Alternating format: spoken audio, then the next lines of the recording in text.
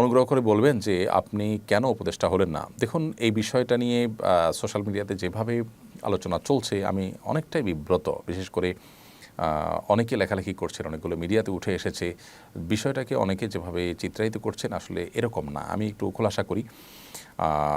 আমাকে শিক্ষার্থীদের তরফ থেকে একজন ফোন দিয়ে বললেন যে অনেকে আপনাকে উপদেষ্টা করার ব্যাপারে মতামত দিচ্ছেন, আপনি কি বলছেন, আপনার মতামত কি? আমি তখন পরিষ্কার জানিয়েছি, দেখেন আমি এটার জন্য নিজেকে উপযুক্ত মনে করি না, এর চাইতে অনেক উপযুক্ত মানুষ আছেন আলহামদুলিল্লাহ। তখন আমি কয়েকটা নাম প্রস্তাব করি।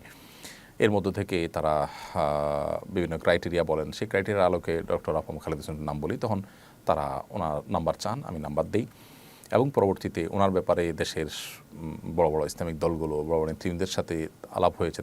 তাদের সবার পক্ষ থেকে পজিটিভ রিপ্লাই পেয়েছে।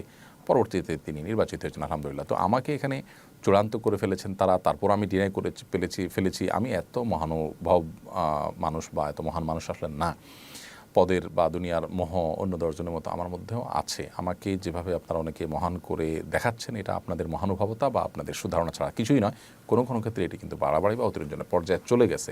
আমি নিজে আসলে কিছুটা বিব্রত। বিষয়টি আসলে জানাজানি হতো না, কিন্তু আলেমদের একটা ফোরামে এটা নিয়ে পরামর্শ হয়েছে। সেখান থেকে আসলে কেউ সোশ্যাল মিডিয়াতে লিখেছেন, সেখানে থাকা আলেমদের কেউ আবার এটা যখন আমার সাথে ফোন আলাপ হয় তখন সামনে কয়েকজন ভাই ছিলেন, এখান থেকেও জানাজানি হয়েছে। তো বিষয়টা এরকম না যে আমাকে একেবারে পদ দিয়ে দেওয়া হয়েছে, আমি ইচ্ছাকৃত এটাকে ডিনাই করে দিয়েছি চূড়ান্ত হওয়ার পর। ব্যাপারটা এরকম না। আমাকে বলেছে তারা, আমি অপারগতা প্রকাশ করেছি, আরেকজনের কথা বলেছি। এই তো আমাকে যেরকম বলেছে এরকম আর হয়তো অনেক আলেমকে তারা বলেছেন, তারাও হয়তো একই কথা বলেছেন। বিধায় এখানে আমাকে আসলে মহান বানানোটা একটু বেশি হয়ে যাচ্ছে। আল্লাহ তাআলা আমাদেরকে হেফাজত করুন।